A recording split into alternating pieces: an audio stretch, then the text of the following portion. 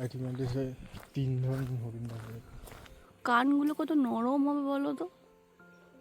কানের চচ্চড়ি করতে টকটাকে এমনি এমনি প্রথমে করো। আগের ভিডিওতে আপনাদেরকে দেখিয়েছিলাম আমরা গিয়ে কিছু বীজ, মাটি আর গাছ লাগানোর জন্য যা যা লাগে সব কিনে এনেছিলাম। এই গোটা সপ্তাহে ওর একদম সময় হয়নি এসব করার। আজকে শনিবার সকাল ব্রেকফাস্ট করেই বসে গেছে সব বীজগুলো লাগাতে। শুধু বীজগুলো বসালেই তো হবে না, তার প্রপার নিয়মগুলোও জানতে হবে। আমি তো এসবের কিছুই জানি না।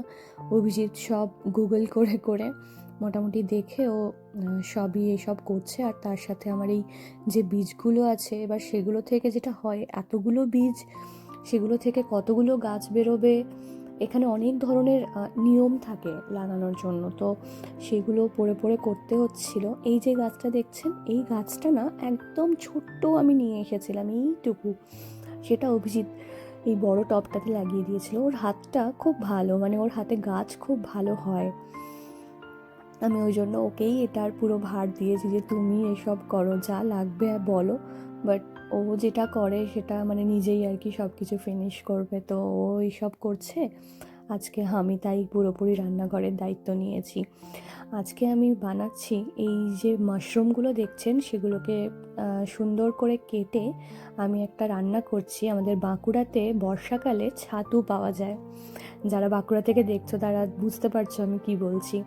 তো ওই ছাতু সর্ষে দিয়ে আমার মা খুব ভালো বানায় আর কি। তো আমি তো বিগত কয়েক বছর হলো ছাতু খেতে পাইনি, তাই এখানে যখন মাশরুম আনা হয়, আমরা মাশরুম অন্যও রান্না করি, বাট কখনো কখনো যদি লাঞ্চের জন্য রান্না করি তো আমি একেবারে ওই ছাতুর মতো করেই প্রসেসে রান্না করি। মানে এখানে আমি পোস্ত আর সর্ষে বেটে রেখেছি, যেভাবে করে সেইভাবেই করি, আর একেবারে না ওই ছাতুর মতোই টেস্ট হয়। আর সাথে আজকে করছি একটু পালং শাক, আলু, বেগুনের তরকারি, একটু অল্প চিংড়ি মাছ আছে, সেই চিংড়ি মাছটাও দিয়ে দেবো। এই চিংড়ি মাছটা অ্যাড করলে না একটা অন্যরকম টেস্ট আসে, খুব ভালো। আর তার সাথে একটা আম আমি প্রায় 1 মাস আগে এনে রেখেছিলাম যে সেটার চাটনি করব, সে আর আমার করে হওয়া ওঠেনি। আজকে দেখলাম আমটা একটুখানি মানে অন্যরকম লাগছে, তাই ভাবলাম যে আমটার ব্যবস্থা করে দিই। তো আমের একটা ওই চাটনি মতো করব। আমাদের এখানে মানে আমের চাটনিতে আমি সবসময় চিনি দিই, কিন্তু এখন এই কিছুদিন হলো আমি একটু চিনিটাকে চেষ্টা করছি অ্যাভয়েড করার, কারণ আমাদের এখন শরীরে যত রোগ তার সব থেকে যেটা বড় কারণ সেটা হচ্ছে কিন্তু মানে চিনি। তো চিনির মানে বিকল্প এই গুড়টা, মানে এই জ্যাগরি পাউডারটা আমি এখন চায়ে বলুন, খাবারে বলুন, সব কিছুতেই এই জ্যাগরি পাউডারটা ইউজ করি। কিন্তু যখন আমি এই চাটনিতে গুড়টা দিতে গেলাম, তখন মনে হলো যে না, গুড়ের সাথে একটু চিনিও দিই, আর চিনিটা দিলে না একটুখানি ওই একটা আঠা আঠা ব্যাপার যেটা হয়। তো ওই জন্য চিনি আর গুড় একদম কিছুটা মিশিয়ে আমি চাটনিটা করলাম। খেতে দুর্দান্ত হয়েছিল। দেখতে একটু কালো হয়েছে, বাট স্টিল খেতে খুব সুন্দর। খাওয়া দাওয়া করে একটু রেস্ট নিয়ে আমরা বেরোলাম একটু আমাদের বাড়ির বাইরেই একটা, মানে বাইরে ঠিক নয়, বাড়ি থেকে ওই 3-4 মিনিট হাঁটা পথে একটা পার্ক আছে, ওই পার্কটাতে যাব একটু হাঁটতে। আমার এই গোটা সপ্তাহে শরীর খারাপে ভীষণ ভুগছি। জ্বর হয়েছিল, সেজন্য জিম যাইনি।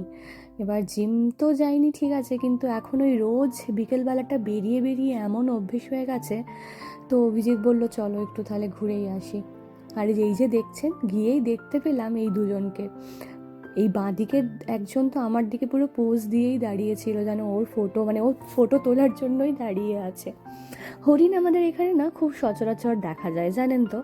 মানে যারা ড্রাইভিং করে আর কি, মানে যারা ড্রাইভ করে তারা তো ভীষণ ভয়ে থাকে এমসে, যে এই এদিক ওদিক সেদিক এত হরিণ ঘুরে বেড়ায়। মানে আমাদের ওখানে যেরকম ছাগল ঘুরে বেড়ায় সব জায়গায় আমরা দেখতে পাই, সেরকম আমাদের এই কান্ট্রি সাইডগুলোতে হরিণের দেখা খুব মেলে। আর এত কিউট দেখতে হয় না, মানে খুব সুন্দর।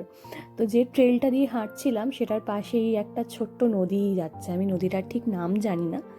তো এটাও একটা সুন্দর লাগলো। আমি প্রথমবার আমাদের বাড়ির পাশের এই পার্কটাতে এলাম, কিন্তু দেখলাম যে একদম মেনটেন্ড নয়, সেজন্য হয়তো খুব বেশি লোকজন যায় না।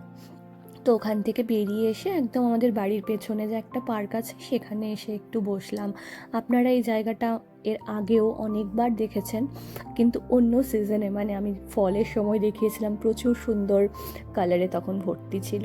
এখন তো গাছে সবে সবে পাতা উঠছে, এত গ্রিন হয়ে গেছে না চারিদিকটা।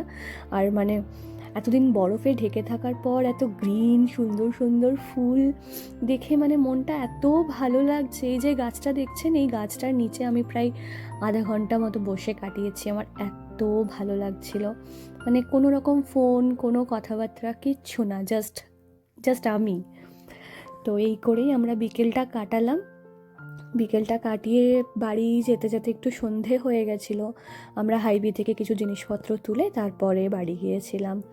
তো এই হচ্ছে আমার আজকের খাওয়া দাওয়া, কী করলাম এইসব। তো আবার চলুন পরের কোনো পর্বে দেখা হবে। ভালো থাকবেন, ভালো রাখবেন। আমার ভিডিওটা যদি ভালো লাগে তাহলে কিন্তু লাইক কমেন্ট করে দেবেন, আর চ্যানেলটা যদি পারেন তো অবশ্যই সাবস্ক্রাইব করে দেবেন। আজকের মতো বাই, আবার দেখা হবে পরের কোনো পর্বে।